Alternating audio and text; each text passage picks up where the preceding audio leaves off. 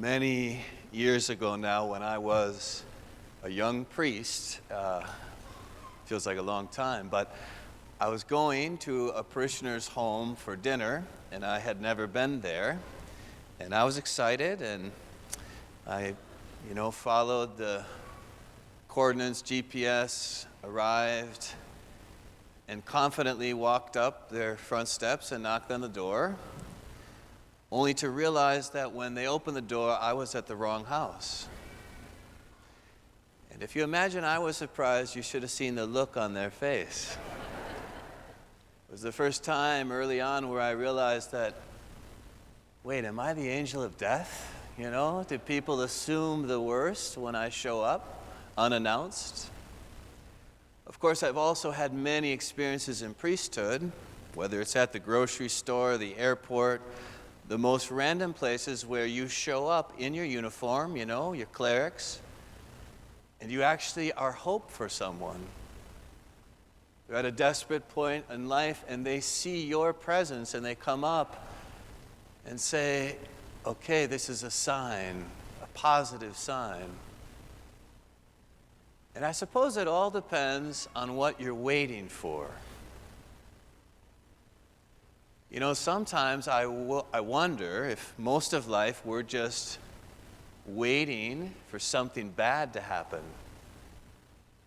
The old expression, you talk about all that's going right and then you say, knock on wood. Or it's like Friday when my father and brother alerted me that the Gopher football was playing the Badgers on Black Friday. Who knew? And I know this is an ecumenical parish, right on the border. But as I tuned in a little of the first half, my alma mater in Madison was just destroying them.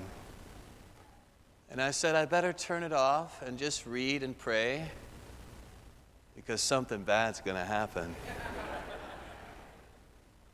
It's like the Minnesota sports fan is wired into our spirituality. What are you waiting for? It's really profound that as Christians, we begin a new church year with a whole season devoted to waiting, to sharpening our desire and our openness for the coming of Jesus.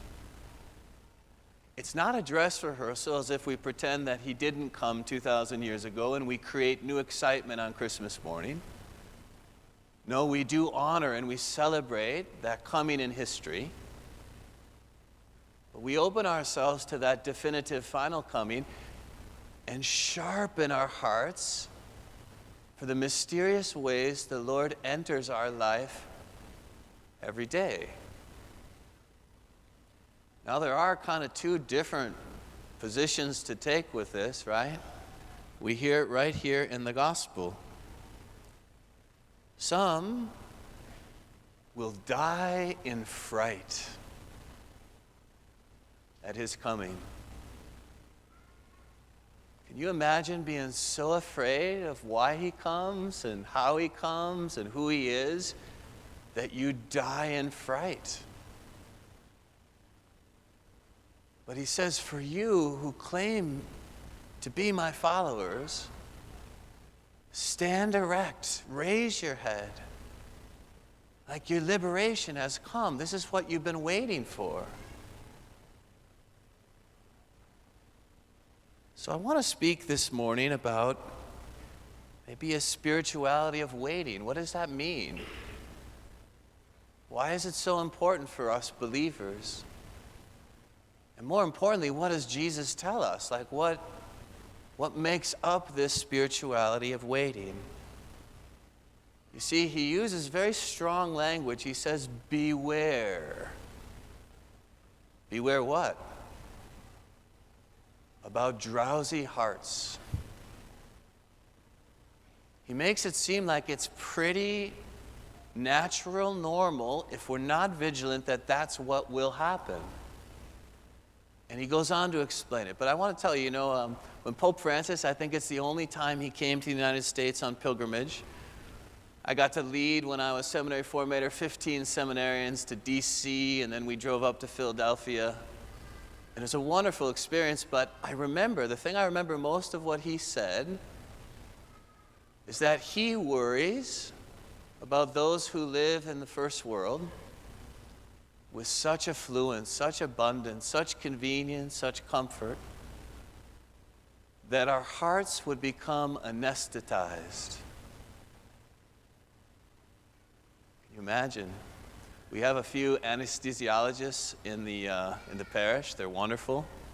What a job that is, isn't it? Just to smile at people, and then they're the last face that you see, and they're gone. And they need to be, because they're going into surgery. But can you imagine living with a drowsy, anesthetized, medicated, self or otherwise heart? No longer able to be even aware of spiritual things. No longer sensitive to the touches of God. A heart that can't hear what his voice sounds like. We just hear so much noise. So the first thing about this spirituality of waiting is he says, beware of carousing and drunkenness. You ever need time to pass fast? Just get out a bottle of wine and just start going. Where'd the time go? I'm really uncomfortable waiting. I'm not sure I like what surfaces in the waiting. You know, maybe put more positively, this is one of the 4 cardinal virtues of temperance.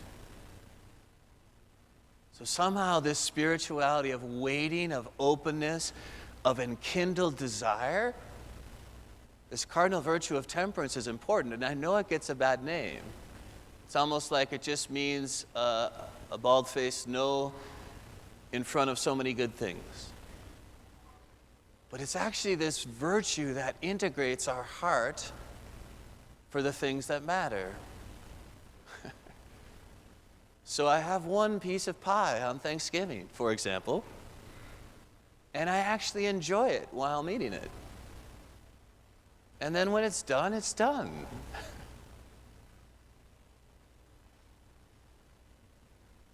Temperance. What would it be like to live with a temperate heart? Sometimes I wonder again if our life is just so given to the next entertainment. Like, am I actually waiting for the things of God, or am I just entertaining myself to death? You know, I'm told there's a new Gladiator movie coming out. Do you remember the great scene from the first Gladiator? It's like Roman civilization coming to an end, no longer any foundation of virtue, integrity. And he's looking out and saying, are you not entertained? And you wonder at a certain point, like, if that's what we live for. Comfort, pleasure. Like, waiting's hard. So you know what? I might as well get what I can while I can. Second aspect of the spirituality of waiting is he says, beware that your hearts do not become drowsy by the anxieties of daily life. I have to tell you, as a priest, every time the Lord inspires me to speak something about anxiety, it's amazing how deep a chord it strikes with us. And I think it's because we take anxieties of daily life for normal. They become the backdrop of our life. We become enmeshed in them. We can't even imagine what it's like to surrender those anxieties, to live beyond them. Again, if we want to put this positively, it's another cardinal virtue. We call this in our tradition fortitude. You know how Joseph Pieper describes fortitude? Fortitude is anxiety that said its prayers. So no, we're not machines. We're not called to be reckless. We're not called to throw ourselves into a barbed wire fence. We don't have an S, on our chest. But it does mean, like, I don't have to live consumed, enmeshed, entangled in anxieties that I take for normal. I feel like sometimes the best way I get to serve someone is to say, bring your anxieties into the light. What's the worst thing that could happen? It's amazing how deep that one is. Why don't you just speak it? What if it becomes prayer that you actually lay down? Maybe you lay it down 10 times in a given day, or 100. But every time you do, the Lord's pleased, and every time you do, there's grace for more freedom, for courageous living.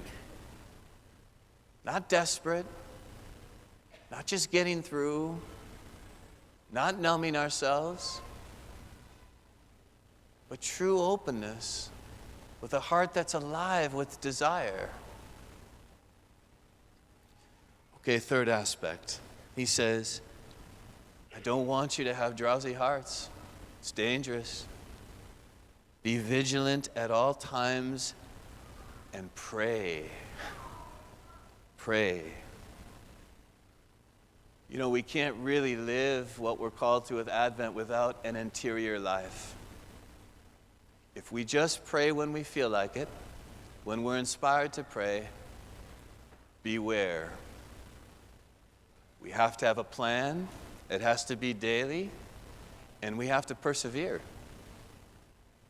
Because without it, we become soft. We have no resilience.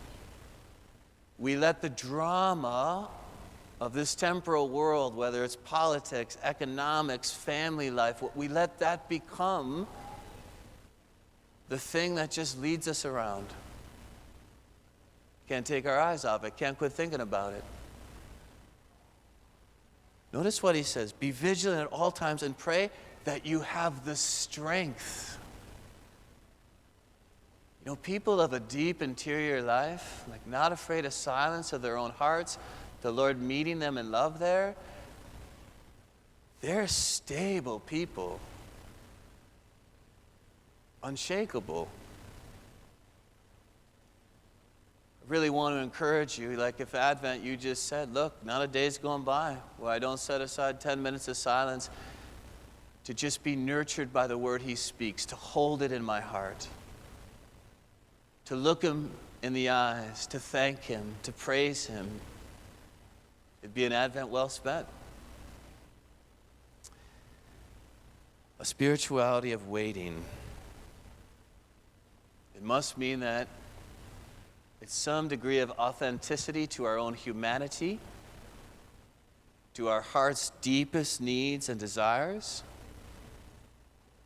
It must mean this pure openness to his presence, which alone fills me. What am I waiting for? What am I waiting for? Something bad to happen? The truth is, only he's worthy of our waiting. And that can even mean a certain kind of emptiness. Lord, I feel empty. Fill me. I trust you. Do you remember the first question Jesus asked? He said, what are you looking for? He could have equally said, what are you waiting for? Follow me. Come and see. I want to close with two things. Sometimes, again, there's a danger for first world Christians to not quite take so seriously the reality that the Christian life is a struggle.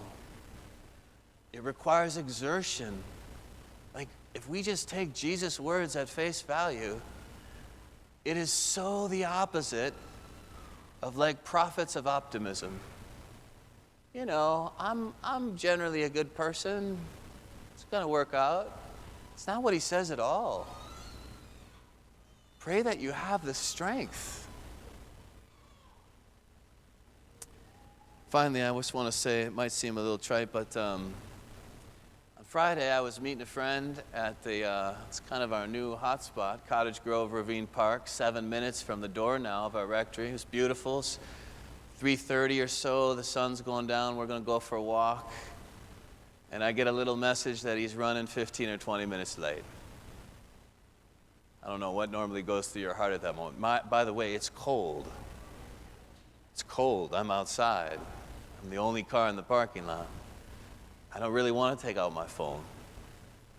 You know, for the first minute or two, I thought, I should have known he was going to be late.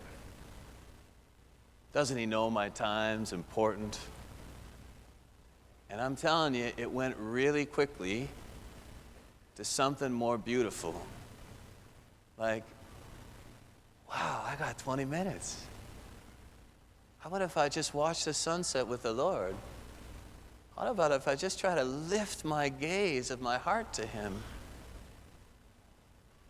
If you would have met me at that moment, you know, and said, Father Peter, what are you doing here? What are you waiting for? You know what I honestly would have said? I'm waiting for Christ to come again. This would be a great spot to be, actually. Now, there was a thought that said, well, if He came again right now, but Lord, the rectory's not finished yet. And then I quickly let that go. It's amazing when you really try to wait and say, it could be now. And then I said, if it's now, I wouldn't have to write Father Sam and Father Sean's evaluation for the Archdiocese. Like, there's all these good things. And, you know, it's like, I wonder if we can just be authentic. Like, we are not made for this world. And if you and I try to put 3 hotels on Park Place or Boardwalk, and we just try to make this everything, we are the worst to be pitied. It's not what we live for. It's not what our hearts are waiting for. And with you, when you live long enough, if you have the blessing, you have so many thresholds of things that come and you get them and you thought, I thought I was waiting for that. I guess that wasn't it. And so let's ask for this grace, not to live with drowsy hearts, numb hearts, but to live temperance, fortitude, and an interior life that's open this moment, this whole day, for the beautiful and mysterious coming of Jesus.